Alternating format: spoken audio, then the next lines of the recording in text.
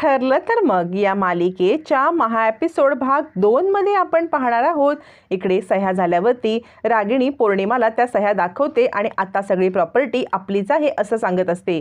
पौर्णिमा म्हणते आई जबरदस्त, म्हणजे सेलिब्रेशन तर झालंच पाहिजे, पण आई मला एक गोष्ट कळत नाहीये की ती भूमी तर हे घर सोडून चालले, पण भूमीला तुम्ही आकाशला हे घर सोडून जाण्यापासून का बरं थांबवताय? जाऊ दे ना त्या आकाशला, म्हणजे एकदाची आपल्या मागची कटकट निघून जाईल। यावरती रागिणी म्हणते तू मूर्ख ती मूर्खच राहणार ग। आकाश इथे थांबण्यामध्ये माझा फायदा नसला ना तरी आकाश गेला तर माझा तोटा आहे, ही गोष्ट लक्षात घे। पौर्णिमा म्हणते तोटा?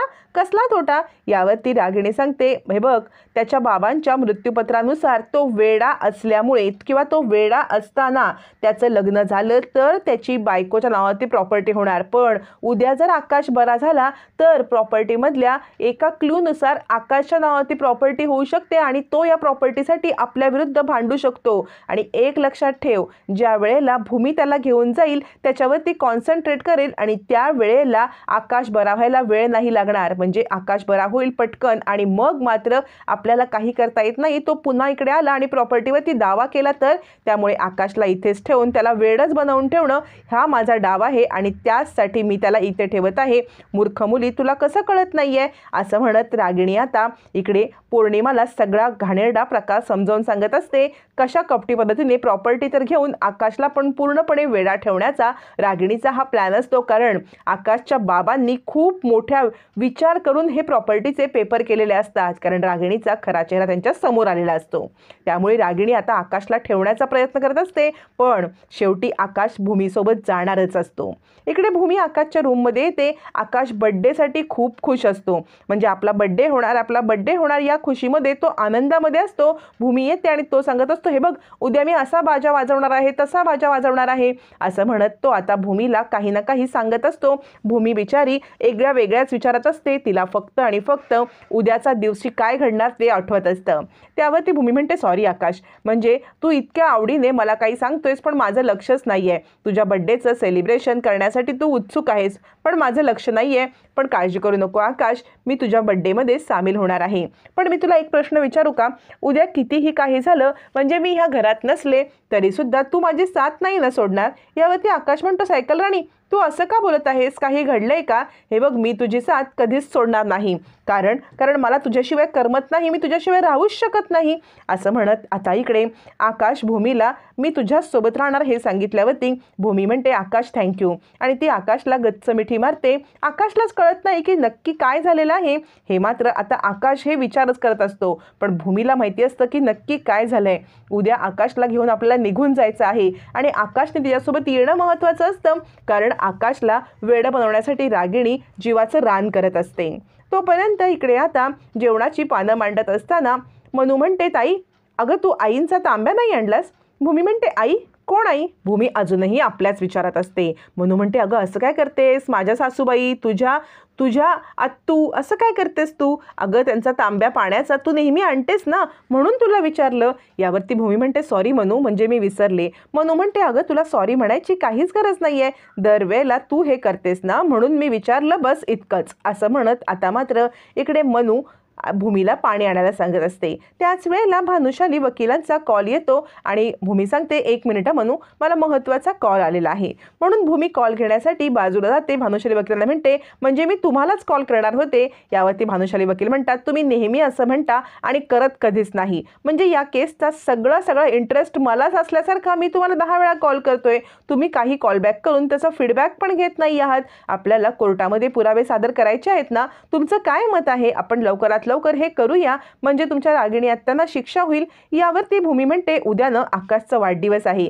त्यामुळे मी अजून कोणताही विचार नाही केलेला आहे। आणि ती विचार करते भानुशाली वकिलांना काय सांगू आता की या सगळ्यामध्ये आत्यांनी अजून काय कारस्थान करून ठेवले, प्रशांत अजूनही किडनॅप आहे, आकाशला मारण्याची धमकी दिले, हे सगळं मी भानुशाली वकिलांना सांगू शकत नाही। त्यामुळे आता भूमी सांगते की उद्या आकाशचा वाढदिवस आहे आणि त्या वाढदिवसाच्या दिवशी उगाच कोणता गोंधळ नको म्हणून मी शांत बसले। असं म्हणत भूमी भानुशाली वकिलांना तो विषय तिथेच थांबवायला सांगते आणि आपण नंतर काहीतरी याच्यावरती विचार करू असं म्हणते। पण भानुशाली वकिलांना भूमी कोणत्या तरी दबावाखाली आहे याचा अचूक अंदाज आलेला असतो। आपल्याला जरी या सांगत नसल्या तरी सुद्धा यांना काहीतरी प्रेशर आहे हे मात्र नक्की। तोपर्यंत भूमी आता फोन ठेवून आतमध्ये येते तर आतमध्ये गप्पा गोष्टी चालू असतात आणि आता सगळेजण आकाशचं कॉंग्रॅच्युलेट करून रागिणीचं कौतुक करत असतात. भूमी म्हणते काय झालंय? याच्यावरती आजी सांगते अगं तुला माहीत नाहीये सरप्राईज. म्हणजे खरं तर रागिणी सरप्राईज ठेवणार होती पण तिला सरप्राईज ठेवताच नाही आलं. तिने आकाशसाठी खूप मोठा प्लॅन केलाय आणि उद्याचं आकाशचं बर्थडे गिफ्ट खूप मोठं आहे. भूमी म्हणते पण झालंय तरी काय? रागिणी म्हणते हो सांगते ना मी. काय झालं माहिती आहे का? आपल्या महाजन गारमेंटच्या बाजूला एक प्लॉट घेतला आणि तिथे नवीन प्रोजेक्ट मी सुरू करते आहे आणि या प्रोजेक्टचा सर्वेसर्वा हा आकाश असणार आहे. आता आकाशला अजिबात वेळ नसणार आहे. पूर्णपणे आकाश बिझी होणार कारण तो त्या मोठ्या प्लॅन्टवरती स्वतः सगळं काम करणार, स्वतः डिसिजन घेणार. असं म्हणत रागिणीने मुद्दाम हा प्लॅन केलेला असतो जेणेकरून आकाश बिझी राहील आणि भूमीसोबत जाण्यासाठी नकार देईल. हा तिचा वायफळ प्रयत्न असतो. त्यावरती आकाश म्हणतो अत्तू अगं दुसरं सरप्राईज सांग. यावरती आजी म्हणते हो याला मात्र दुसऱ्या सरप्राईजचं पडलेलं आहे. रागिणी म्हणते दुसरं सरप्राईज तर अजून भन्नाट आहे. तुला माहिती आहे का आपल्या नवीन प्रोजेक्टमध्ये आकाशसाठी आणि बाकीच्यांसाठी एक प्ले झोन करतोय आणि ह्या प्ले झोनचं डिझाईन पूर्णपणे आकाशच करणार आहे बरं का. आणि हे आकाशसाठी दुसरं सरप्राईज आहे. आकाशला पूर्णपणे बिझी ठेवण्यासाठी रागिणीने हा घाणेरडा प्लॅन केलेला असतो. म्हणजे आकाशला आपल्यासोबत भूमीने नेऊ नये म्हणून रागिणी त्याला पूर्णपणे बिझी एका प्लॅनमध्ये त्याला ऑफिसर बनवून दुसऱ्यामध्ये गेम झोनमध्ये बनवून की दोन्हीमध्ये तो बिझी राहील आणि हे सगळं वैभव सोडून जाण्यासाठी नकार देईल. असं रागिणी प्रयत्न करत असते. भूमीला तिचा प्लॅन कळतो पण भूमी त्यावेळेला काहीच बोलत नाही. इकडे आता पार्टीची सगळी तयारी होते. पार्टीसाठी सगळे तयार होऊन बाहेर येतात आणि ब्लू थीम असते. सगळ्यांनी ब्लू कलरचे कपडे, खूप छान डेकोरेशन. आकाशला ब्लू कलरचा सूट, सगळ्यांनी ब्लू कलरच्या साड्या आणि छानपैकी डेकोरेशन करत आकाशचा बर्थडे सेलिब्रेट होणार असतो. आता इथे अथर्व सांगतो आकाश हळूहळू डोळे उघड आणि सगळं सरप्राईज बघ. आकाश खूप खुश होतोय. अत्तू खूप छान आहे, अत्तू खूप छान केलंस असं म्हणत रागिणीचे आभार मानतो आणि ते भूमी आता आकाशकडे पाहत असते. आकाशच्या 26व्या वाढदिवसाला जो आनंद भूमीला व्हायला हवा असतो तो आनंद तिला होत नसतो. आकाश म्हणतो तुम्ही सगळ्यांनी ब्लू कलरचं घातलंय मला किती आनंद होतोय म्हणून सांगू. खरंच तुम्ही सगळ्यांनी ब्लू कलरचं घालून मला सरप्राईज दिलंय. थँक्यू. राजा काका म्हणतात एक काम कर आकाश बाळा सगळ्यांच्या पाया पडून घे बरं. असं म्हटल्यावरती आकाश पाया पडण्यासाठी समोर येतो आणि तो आजीच्या आधी रागिणीच्या पाया पडतो. रागिणीच्या पाया पडून नंतर आजीच्या पाया पडून तो राजा काकांच्या पाया पडायला जातो. त्यावेळेला रागिणी भूमीच्या इथे येते आणि म्हणते बघितलंस अजूनही माझा आकाश सगळ्यांच्यावरती मला ठेवतो. त्यासाठी त्याची अत्तू महत्त्वाची आहे. उद्या ज्या वेळेला वेळ येईल ना तेव्हा तो तुझी साथ सोडेल आणि उद्या तुझं एकटीचीच रवानगी होणार आहे. काशाकोशा गुंडाळायचा आणि उद्या एकटी जायला तयार व्हायचं. कारण आता उद्या तुला एकटीलाच जायचं आहे. आकाश काही तुझ्यासोबत येणार नाही. बॅग भरायला सुरुवात कर. असं म्हणत आता इकडे रागिणीने भूमीला टोमणा मारत किंवा भूमीला समजावत म्हटलं तरी चालेल की तू इथून निघून जा. पण हुशार भूमी तेवढीच हुशार असते. रागिणीचा हा डाव फसवण्यासाठी भूमीने पण प्लॅन केलेला असतो. हे सगळं झाल्यावरती आकाश केक कट करायला लागतो. केक कट करून झाल्यावरती आकाश इकडे तिकडे पाहायला लागतो. भूमी तर बाजूलाच उभी असते पण आकाश इकडे तिकडे काय पाहतोय कुणालाच काही कळत नाही. आकाश काय झालं असं आजी म्हणते आणि म्हणते अगं सायकल राणी तुझ्या बाजूलाच तर उभी आहे ना, भरव की तिला केक. यावरती आकाश म्हणतो नाही सायकल राणीला नाही तर मला पहिला केक भरवायचा आहे तो म्हणजे अत्तूला मी पहिला केक भरवेन. असं म्हणत आता मात्र आकाश रागिणीला केक भरवण्यासाठी पुढे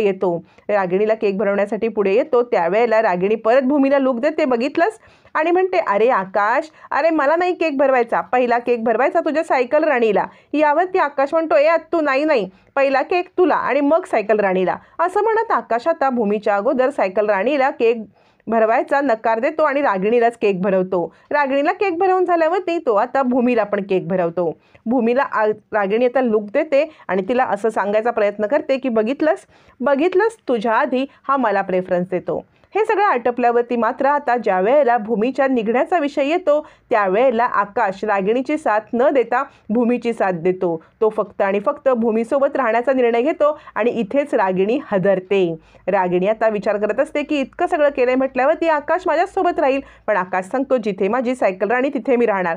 मला इथे राहता येणार नाही. आता तुम्हाला जायला पाहिजे. माझ्या सायकल राणीशिवाय मी जगूच शकत नाही. असं म्हणत आपली बॅग गुंडाळून भूमीसोबत जायला तो तयार होतो. आता भूमीने घरच्यांना काय सांगितलेलं असतं हे मात्र आपल्याला काही दाखवत नाहीत, पण रागिणीचा पडलेला चेहरा दिसतो. रागिणी हादरलेली असते.